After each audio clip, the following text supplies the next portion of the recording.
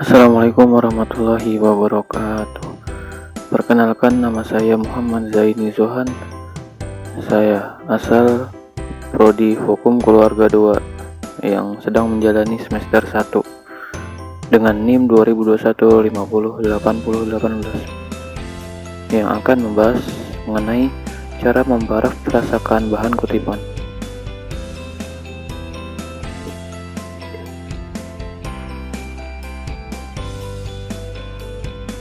Adapun parafrasa memiliki arti, yaitu pengungkapan kembali suatu tuturan bahasa ke dalam bentuk bahasa lain tanpa mengubah pengertian. Pengungkapan kembali tersebut bertujuan untuk menjelaskan makna yang tersembunyi. Dalam Kamus Besar Bahasa Indonesia, parafrasa adalah penguraian kembali suatu teks karangan dalam bentuk susunan kata yang lain dengan maksud untuk dapat menjelaskan makna yang tersembunyi.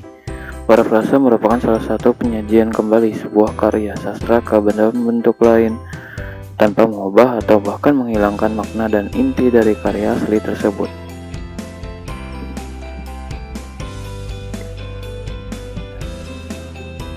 Adapun 3 bagian yang harus diperhatikan.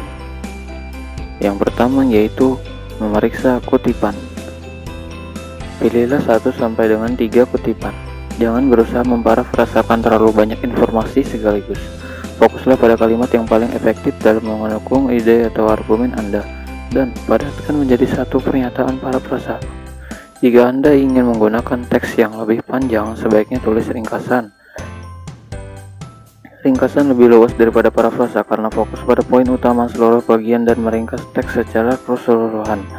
Parafrasa fokus pada ide atau konsep utama dalam karya yang lebih besar. Pilih kutipan yang mendukung argumen secara langsung, misalnya data statistik yang dimuat dalam artikel atau pendapat ahli tentang masalah yang Anda tulis. Kemudian bagian yang harus diperhatikan yaitu mengenai membuat anotasi kutipan dengan mengidentifikasi ide utama dan lebih detail pendukung. Tentukan apa yang disampaikan penulis seperti poin atau argumen utama, kemudian catat bagaimana mereka mendukung ide tersebut. Apa arti dari kutipan tersebut secara keseluruhan. Adapun yang ketiga, parafrasakan kutipan jika kata-katanya tidak lebih penting daripada itu sendiri. Ini memastikan kata-kata Anda lebih banyak, plus Anda tidak perlu memasukkan terlalu banyak kutipan. Kemudian hindari parafrasa jika parafrasa kutipan langsung itu penting. Kutipan langsung lebih penting jika Anda membutuhkan kata-kata asli dari penulis untuk mempertahankan makna, otoritas ahli yang menyatakannya, dan penyusunan kata yang mengesankan. Misalnya, Anda bisa mengutip langsung kata-kata Soekarno, "Beri aku 1000 orang tua, niscaya akan kucabut semeru dari akarnya. Beri aku 10 pemuda, niscaya aku akan menguncangkan dunia." Karena kata-kata aslinya penting.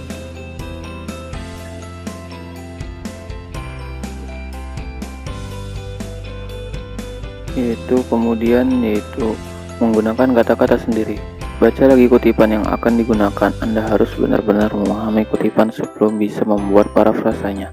Dalam beberapa kasus, kutipan harus dibaca berulang kali. Fokuslah pada ide dalam kutipan apa yang ingin disampaikan oleh penulisnya. Misalnya, Anda bisa membaca ulang kutipan, memeriksa catatan, dan membaca kutipan itu lagi. Kemudian nyatakan ulang ide menggunakan kata-kata sendiri. Gunakan catatan dan pemahaman Anda terhadap teks secara keseluruhan. Kemudian bandingkan parafrasa Anda dengan kutipan asli. Baca kedua kalimat tersebut dengan bersuara dan pastikan idenya sama, tetapi kata-katanya berbeda. Parafrasa harus cukup beda supaya tidak termasuk plagiarisme, tetapi tidak menyimpang dari maksud si penulis. Kemudian pastikan parafrasa Anda mencerminkan maksud penulis. Karena kadang tanpa sadar parafrasa keluar dari konteks kutipan sehingga tidak sesuai dengan apa yang dimaksud dengan penulis. Adapun kemudian jangan menggunakan tanda kutip pada parafrasa. Oleh karena itu, parafrasa ditulis dengan kata-kata Anda sendiri. Tidak perlu menggunakan tanda kutip untuk mengapitnya. Tulis saja seperti bagian teks lain yang menggunakan bahasa Anda sendiri. Gunakan tanda kutip untuk mengapit kata-kata unik yang dibutuhkan untuk menyampaikan maksud penulis asli. Misalnya ketika mengutip frasa dari buku Freakonomics, oleh Stephen J. Dobbs dan Stephen Levitt. Anda harus mengapit istilah Freakonomics dalam tanda kutip.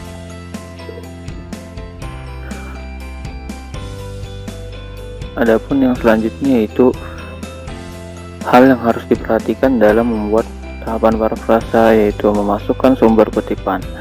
Periksa panduan gaya kutipan yang diinginkan instruktur. Panduan yang paling populer adalah MLA, APA, dan Chicago Style.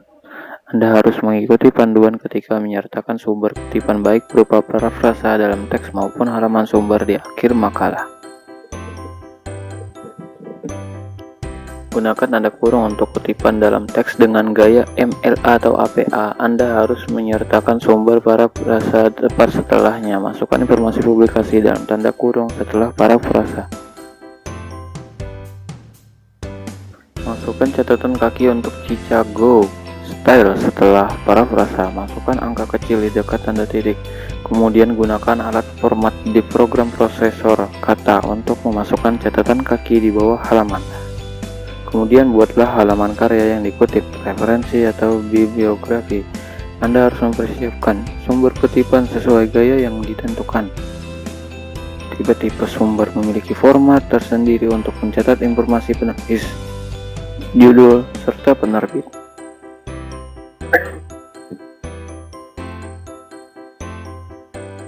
Oke, sekian dan terima kasih. Semoga bermanfaat. Jangan lupa like, komen, dan share.